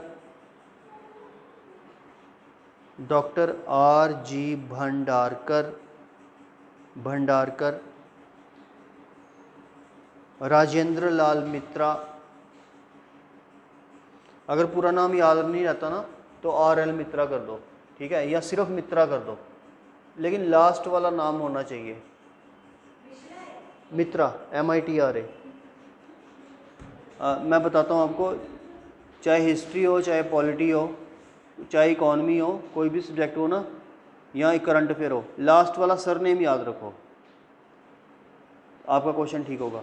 first name लिखने का फ़ायदा नहीं होगा। अब यहाँ पे लिख दोगे ना राजेंद्र, वो फ़ायदा नहीं है। मित्रा लिखोगे तो अगले को समझ आ जाएगा, हाँ ठीक है। आगे लिखो राम मोहन रॉय। राम मोहन रॉय पूरा नाम है राजा राम मोहन रॉय। हाँ हाँ बिल्कुल। And Swami Vivekananda.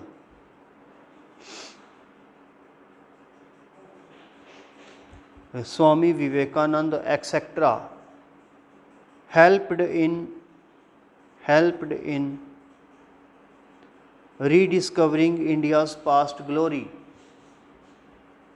rediscovering India's past glory and greatness.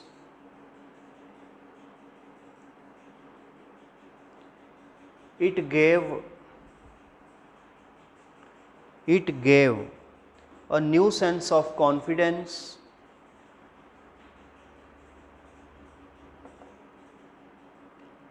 and confidence to the educated Indians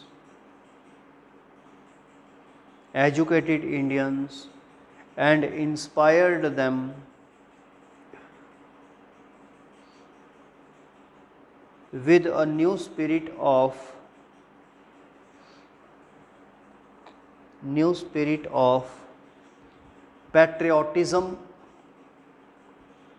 patriotism and nationalism. Next point.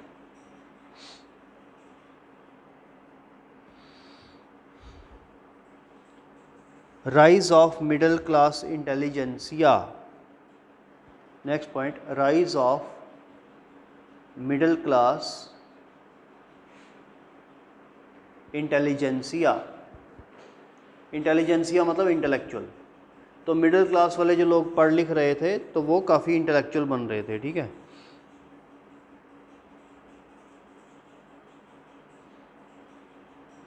British administrative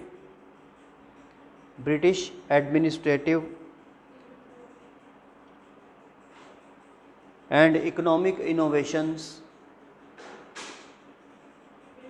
administrative and economic innovations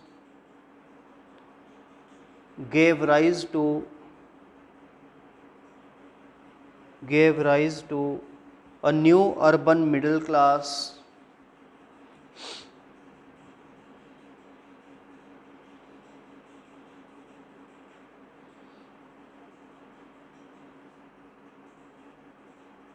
who readily learnt English language, who readily आराम से उन्होंने English language सीख ली, English language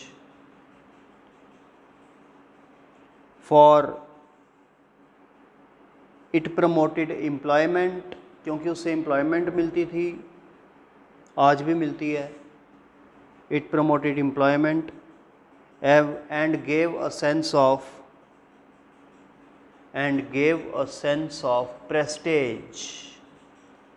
prestige.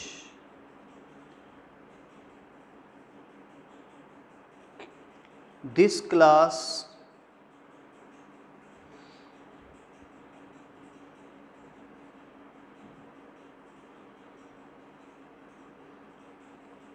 came to the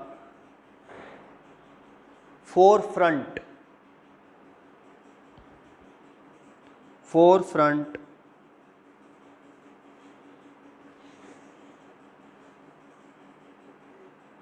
proving to be the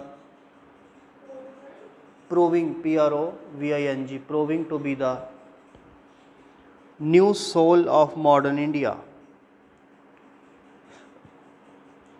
New soul, SOUL of modern India. Because ये modern India की नई आत्मा बन गई। बिकॉज क्यों बन गई? क्यों? बिकॉज ऑफ इट्स एजुकेशन, क्योंकि ये एजुकेटेड थी। New position, education, new position and it's closeness with the British,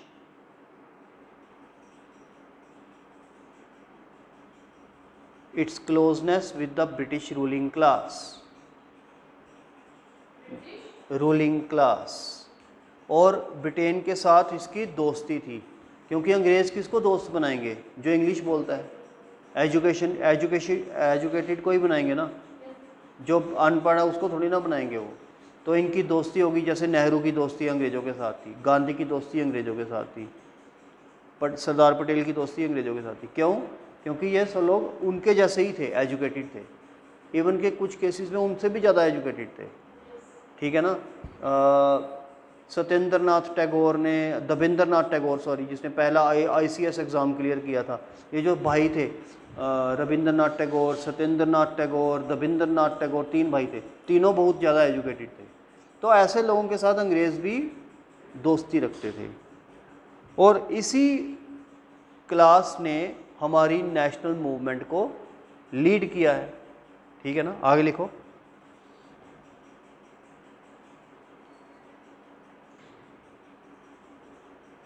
this class provided leadership to the Indian National Congress in all its stages of growth. Indian National Congress in all its stages of growth. Congress की 3 stages हैं। ठीक है, हम पढ़ेंगे कि वो 3 stages, जैसे 1885 से 1905, 1905 से आई थिंक हाँ है ना 1920 तक है, फिर 20 से लेके 47 तक। तो ये 3 स्टेजेस हैं।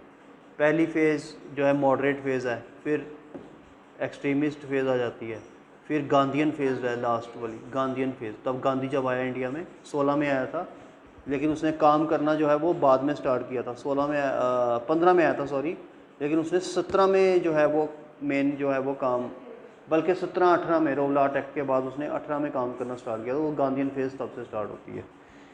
ठीक है, नेक्स्ट पॉइंट लिखो। Progressive character of socio religious reform movements.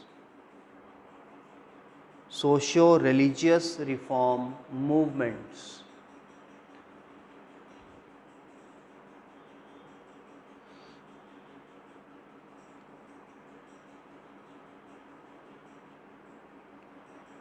अब ये आर्य समाज, ब्रह्मो समाज, ये सारे इसमें आएंगे, और इन्होंने भी हमें जो है वो थोड़ा साइंटिफिक बनाया। हमें डोगरी सिस्टम बोला कि बंद करो ये सारा कुछ और मॉडर्न बनो। ठीक है, तो अब लिखिए, the socio religious reform movements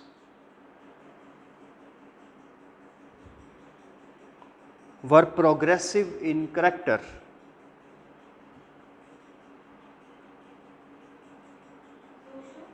religious reform movements were progressive in character. For मतलब because को कभी कभी हम for भी लिखते हैं। For they sought, SOUGHT, sought reorganization of society,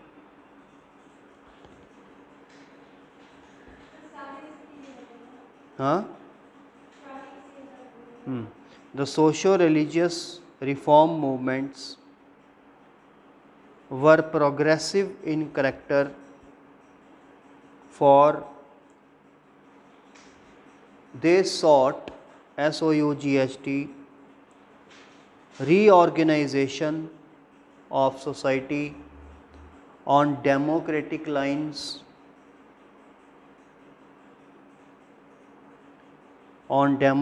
lines, and on the basis of ideas of on the basis of the ideas of individual equality, सबकी बराबरी होनी चाहिए, comma social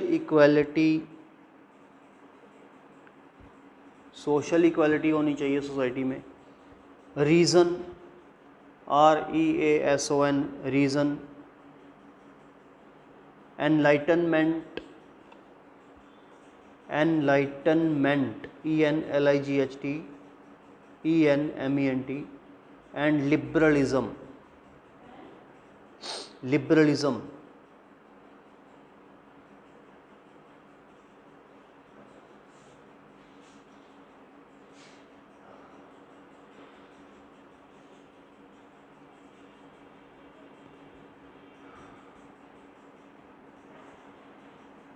next point, impact of contemporary का मतलब होता है उस time का, कंटेम्परेरी यूरोपियन मूवमेंट्स, उस टाइम पर जो यूरोपियन मूवमेंट्स चल रही थी वहाँ से भी हमने इंस्पायरेशन लिया। तो लिखिए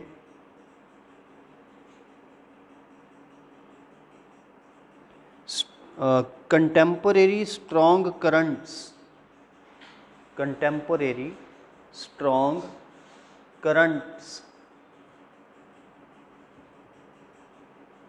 of nationalist ideas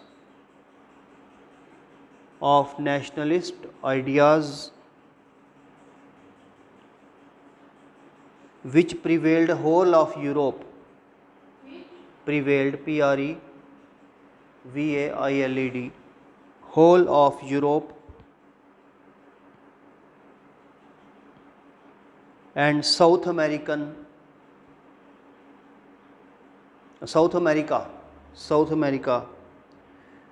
stimulated Indian nationalists also. A number of national states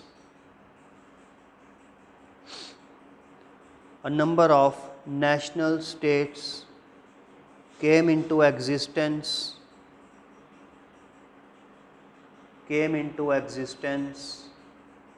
in South America on the ruins of ruins of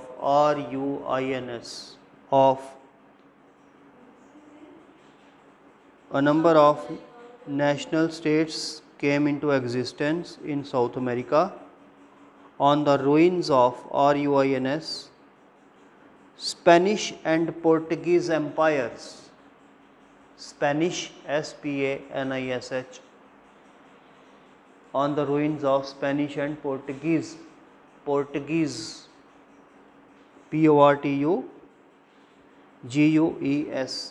empires।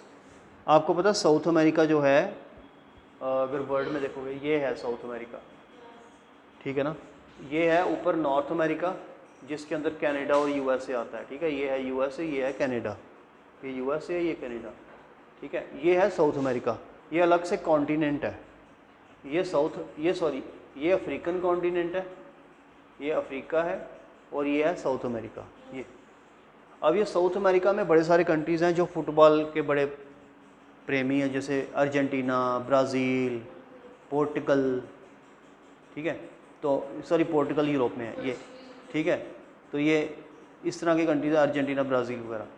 तो यहाँ पर जैसे इंडिया में ब्रिटेन था ना, ऐसे यहाँ पर स्पेन था और पोर्टुगल था।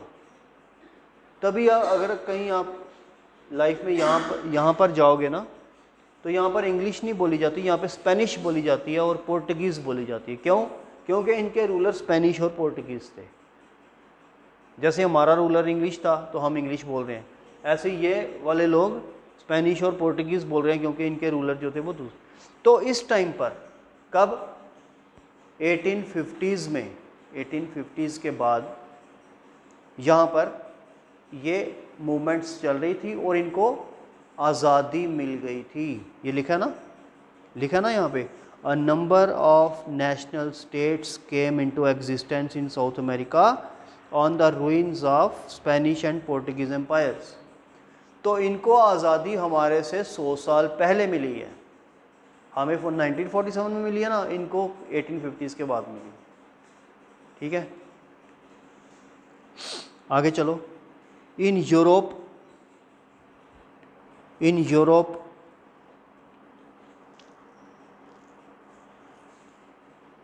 The national liberation movements of Greece and Italy in general, Greece and Italy in general and Ireland in particular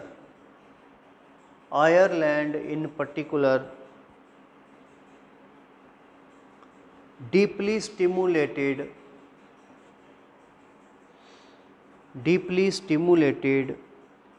emotions of Indians. Emotions of Indians. तो आपने देखा कि यूरोप में भी इटली और ग्रीस में मूवमेंट्स चल रही थी और ख़ास करके पर्टिकुलरली आयरलैंड में। ठीक है, नेक्स्ट पॉइंट, मतलब इनसे प्रोत्साहित होकर हमने अपनी मूवमेंट स्टार्ट की। ठीक है, next point, economic exploitation.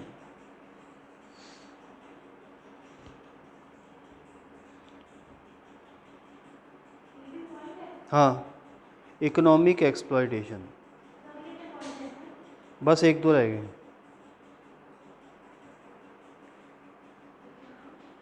Economic exploitation,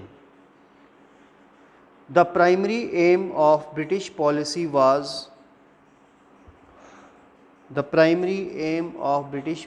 was systematic destruction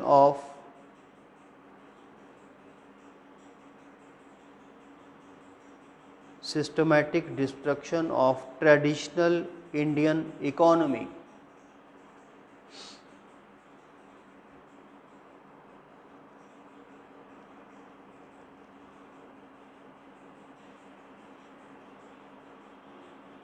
The reaction to this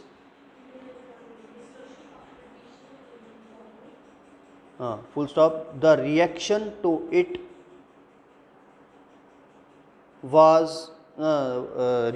it gave rise to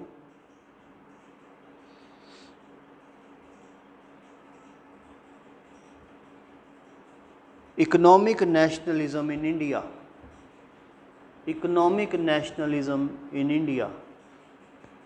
Next point, racialism.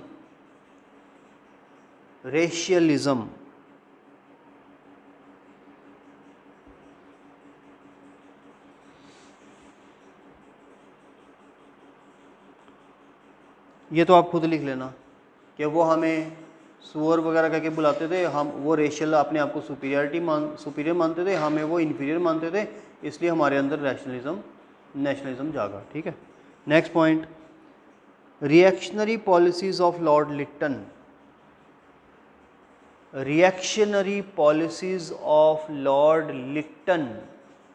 LYTTON।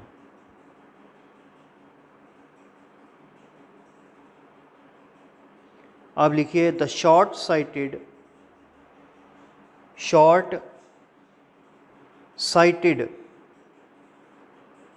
Acts and policies of lord Lytton. Lord Lytton governor general था हमारा, lord Lytton, such as reduction of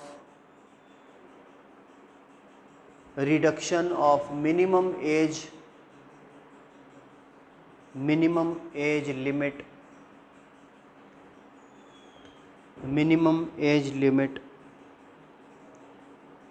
for the ICS exam for the ICS exam from 21 years to 19 years, 19 साल, 21 साल से 19 साल उम्र कर दी, thus making it impossible for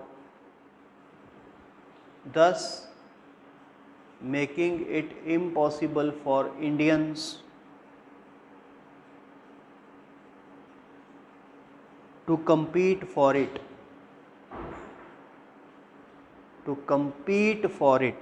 Lord Lytton ने ICS की एज कम कर दी थी, 21 साल होती थी तो 19 कर दी थी ताकि इंडियंस दे ही ना पाएँ एग्ज़ाम।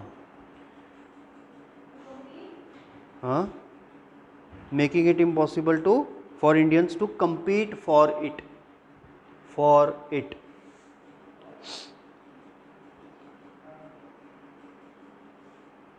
सेमी कॉलन करो, सेमी कॉलन, डॉट लगा के नीचे comma. Holding of grand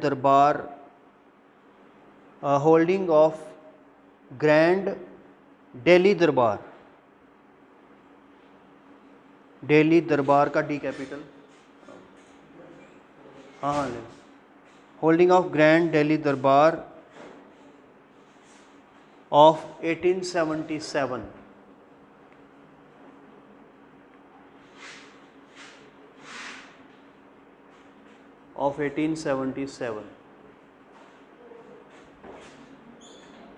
when the country was in the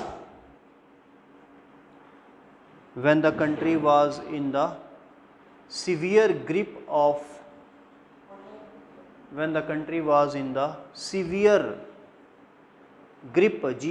grip of famine। इसने क्या किया, पूरे देश में अकाल पड़ा। उस टाइम अकाल बड़े पड़ते थे, हर 5-6 साल के बाद अकाल फेमाइन आ जाता था, ठीक है। तो अब हमने फेमाइन को कंट्रोल करने के लिए क्या सिस्टम रखा हुआ है पता किसी को, ताकि अब फेमाइन नहीं आए। इकॉनमी में आपको पढ़ाएंगे सर। अब हमने PDS सिस्टम रखा हुआ है, पब्लिक डिस्ट्रीब्यूशन सिस्टम, और गोडाउन्स रखे हुए हैं FCI ने। आप गोडाउन्स रखो, FCI food corporation of India है, उसने अपने गोडाउन्स के अंदर लाखों टन राइस, लाखों टन वीट, लाखों टन शुगर स्टोर करके रखी हुई है, ताकि अगर कमी पड़ जाए तो फिर कहाँ से मंगवाएंगे, अमेरिका से थोड़ी मंगवाएंगे, या पाकिस्तान से, या भूटान से, या बांग्लादेश से, फिर नहीं ना मंगाएंगे, फिर वहाँ गोदामों से लेंगे। इसलिए अब फेमाइंस नहीं आते, पहले ये सारा सिस्टम नहीं था इसलिए आ जाते थे। तो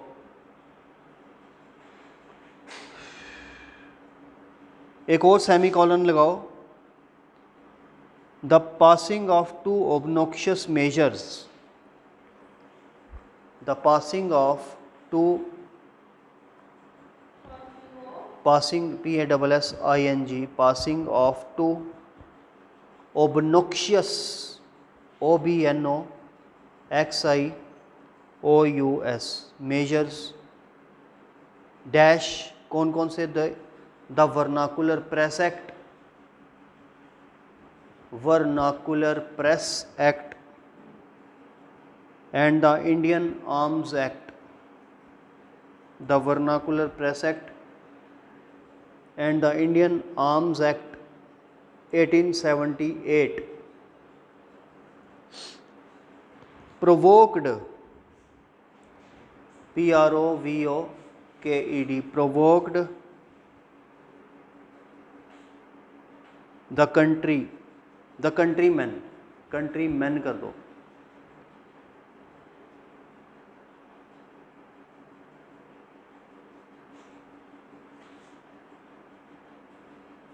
next and last point, Ilbert bill controversy, Ilbert ILBERT, Ilbert bill controversy 1883। अब इसमें ना एक गवर्नर जनरल था हमारा लॉर्ड रिपन, RIPON, ये बहुत अच्छा गवर्नर जनरल था। लॉर्ड रिपन के जो एक्ट्स थे वो हमेशा तारीफ़ के काबिल रहे। इसने एक इल्बर्ट बिल लाया जिसके तहत ये सिस्टम था, पहले ये सिस्टम होता था इसके आने से पहले, कि अगर अंग्रेज़ मैजिस्ट्रेट है यानी जज है अंग्रेज़, तो क्राइम किया है इंडियन ने, तो वो उसको सज़ा दे सकता है। इंडियन ने क्राइम किया और जज कौन है? अंग्रेज़। लेकिन अब देश में अंग्रेज़ भी रहते थे, अंग्रेज़ ने क्राइम किया है तो जज अगर इंडियन है वो उसको सज़ा नहीं दे सकता। ऐसा एक लॉ था, इसने वो लॉ हटा दिया। तो इसने ये कहा कि अगर इंडियन जज है वो भी अंग्रेज़ को सज़ा दे सकता है अगर अंग्रेज़ ने क्राइम किया है तो। इसका ना अंग्रेज़ों ने बड़ा विरोध किया, जो यूरोपियंस थे ना इंडिया में, उन्होंने कहा ये क्या हो गया, अब इंडियंस हमें सज़ा देंगे, जिनको हम डॉग कह के बुलाते हैं वो हमें सज़ा देंगे। वो यूनिटी में आ गए सारे अंग्रेज़ जो थे वो यूनिटी में आ गए और ये जो बिल था ये हटाना पड़ा। इससे हमें ये कंट्रोवर्सी स्टार्ट हुई, इल्बर्ट बिल कंट्रोवर्सी। इससे हमें ये समझ आया कि देखो यूनिटी में, देखो उनके ऊपर बात आई तो वो कैसे यूनिटी में आ गए, इसलिए हमें भी यूनिटी में आकर इनको देश से निकालना पड़ेगा। तो लिखिए, ये बड़ा इंपॉर्टेंट क्वेश्चन है, शॉर्ट आंसर में ये अलग से भी आता है, इल्बर्ट बिल कंट्रोवर्सी अलग से आता है ये।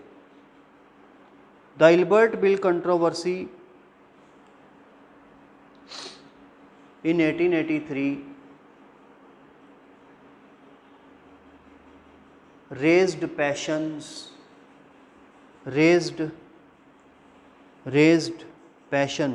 on both sides, full stop. Rippon's government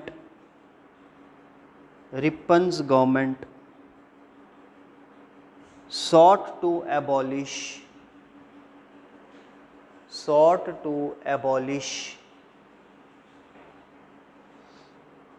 judicial disqualification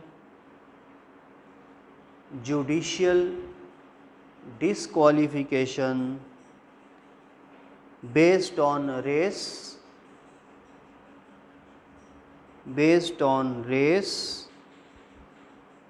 distinctions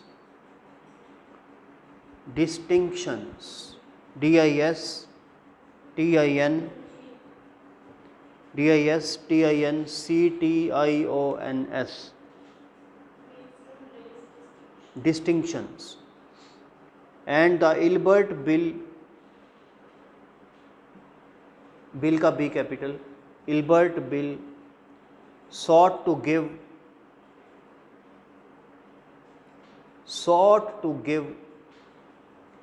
Indian members of the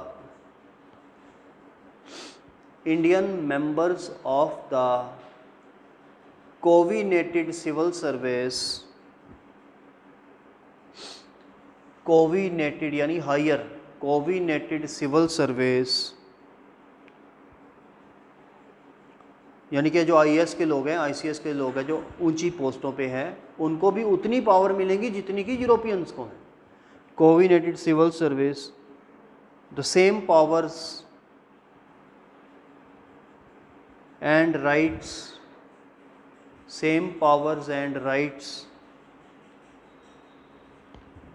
as their European colleagues.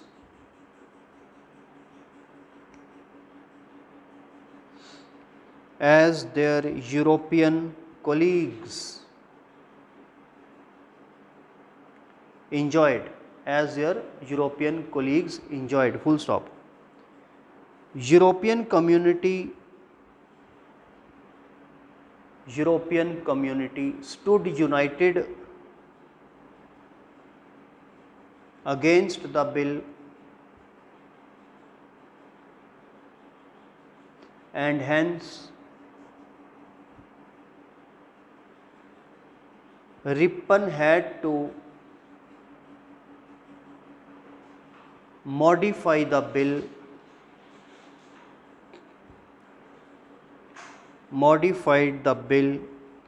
which almost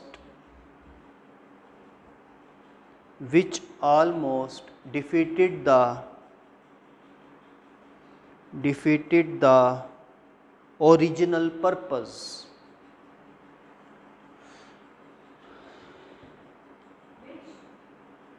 Which almost defeated the original purpose. The Ilbert Bill controversy made the Indian intelligentsia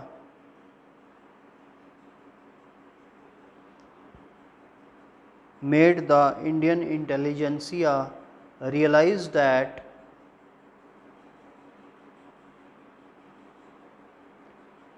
justice and fair play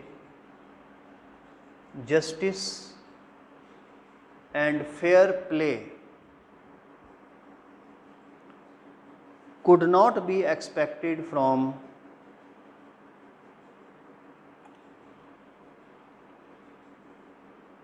European community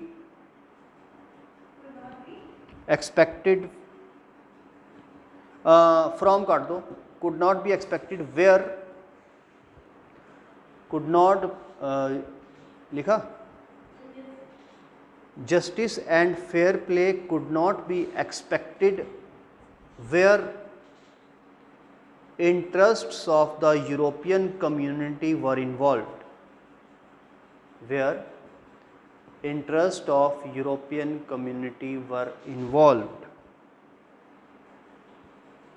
Further,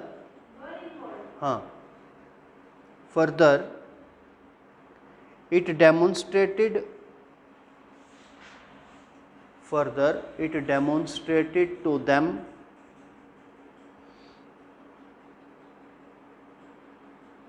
the value of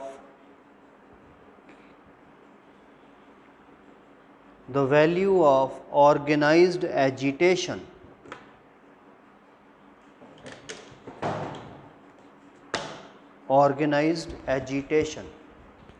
ठीक है, ये हो गया ख़त्म। कल हम आगे चलेंगे।